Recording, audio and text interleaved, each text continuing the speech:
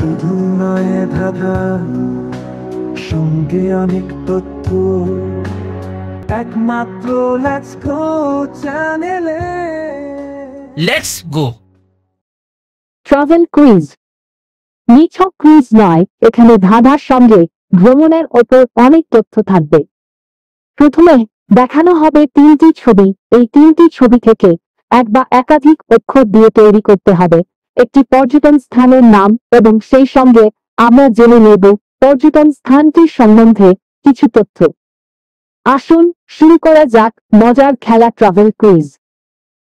Switzerland, আনারস, বাগান।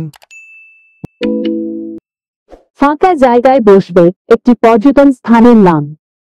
যারা উত্তরটি জানেন দয়া করে কমেন্ট বক্সে লিখুন। আপনার লাইক, শেয়ার, কমেন্ট আমাদের এই ধরনের আরো ভিডিও তৈরি করার জন্য উৎসাহ দেবে।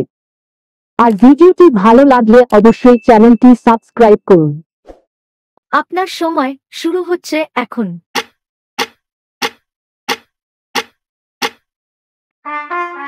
উত্তরটি হল নাগাল্যান্ড।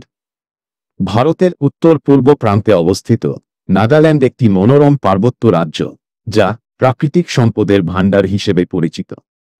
এই রাজ্যে প্রকৃতির কোলে অনেক পর্যটন স্থান রয়েছে, যা দেশের প্রতিটি কোণে থাকা পর্যটকদের আকর্ষণ করে।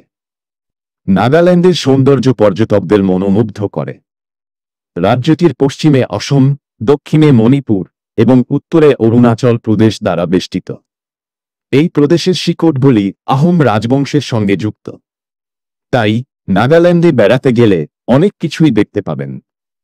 আপনি যদি প্রাণী এবং পাখি পছন্দ করেন, তবে ঘুষু পাখি অভয়ারণ্যে যেতে পারেন, যা জুনহেবোটোর কাছে অবস্থিত। এখানে আপনি বিপন্ন পাখিসহ অনেক প্রজাতির পাখি দেখতে পাবেন। গ্রীষ্মকালে এখানে অনেক ধরনের পরিযায়ী পাখিও আসে।